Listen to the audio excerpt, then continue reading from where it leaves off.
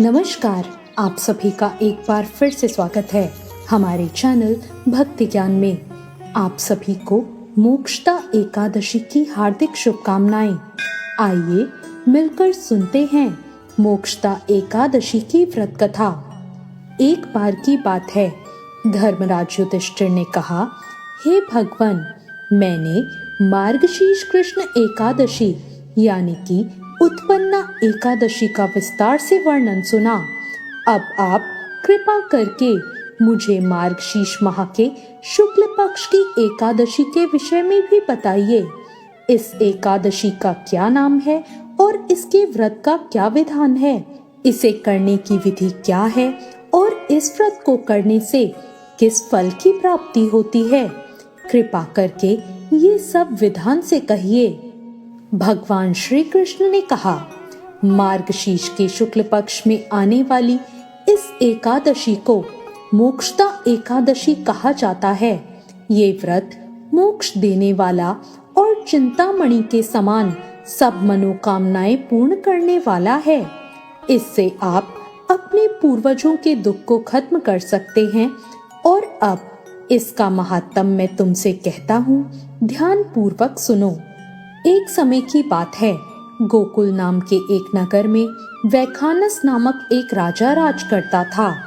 उसके राज्य में चारों वेदों के ज्ञाता ब्राह्मण रहा करते थे।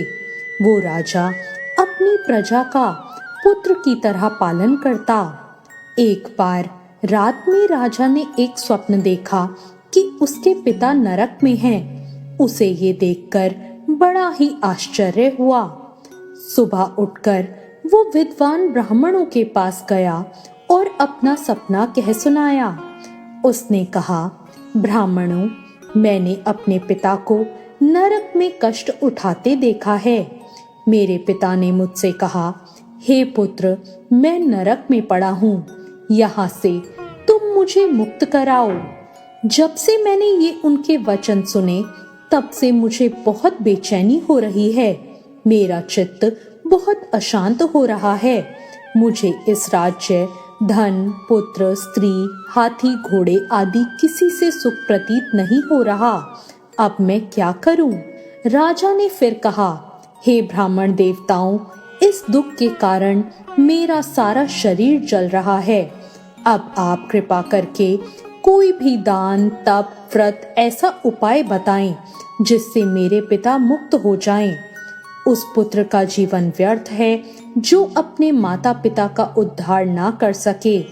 एक उत्तम पुत्र तो वही होता है जो अपने माता पिता और पूर्वजों का उद्धार करता है। वो 1000 मूर्ख पुत्रों से अच्छा होता है। जैसे कि एक चंद्रमा ही सारे जगत में प्रकाश कर देता है, परंतु हजारों तारे नहीं कर सकते। राजा की बात सुनकर ब्राह्मणों ने कहा, हे राजन, यहाँ पास ही भूत, भविष्य, वर्तमान के ज्ञाता पर्वत ऋषि का आश्रम है। आपकी समस्या का हल वो जरूर करेंगे। ऐसा सुनकर राजा उन मुनि के आश्रम पर गया। उस आश्रम में बहुत ही शांत चित्त योगी और मुनि तपस्या कर रहे थे। उसी जगह पर्वत मुनि भी बैठे थे। राजा ने मुनि को साष्टांग दंडवत प्रणाम किया। मुनि ने राजा से कुशलता पूछी।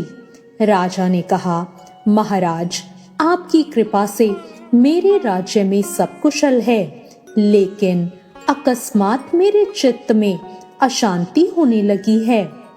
ऐसा सुनकर पर्वत मुनि ने आंखें बंद की और वो विचार करने लगे।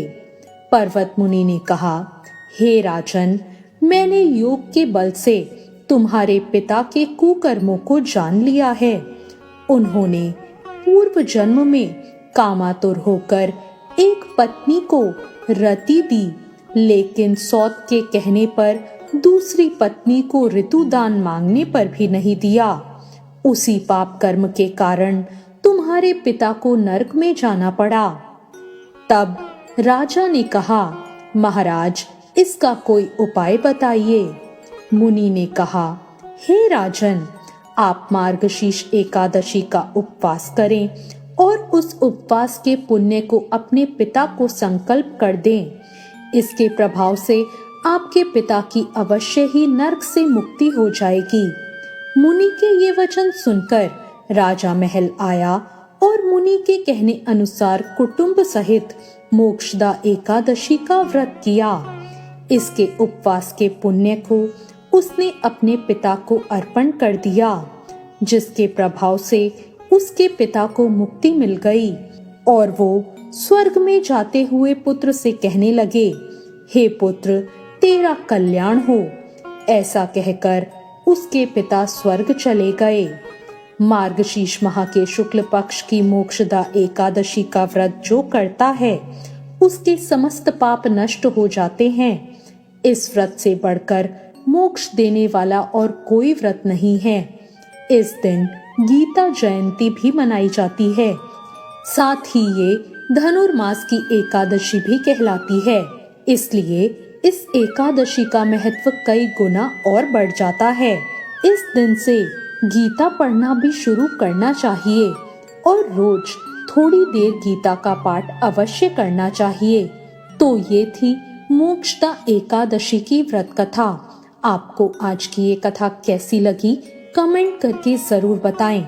कथा अच्छी लगी हो तो लाइक जरूर करें और अभी तक मेरे चैनल भक्ति ज्ञान को सब्सक्राइब ना किया हो तो सब्सक्राइब करना ना भूलें। धन्यवाद।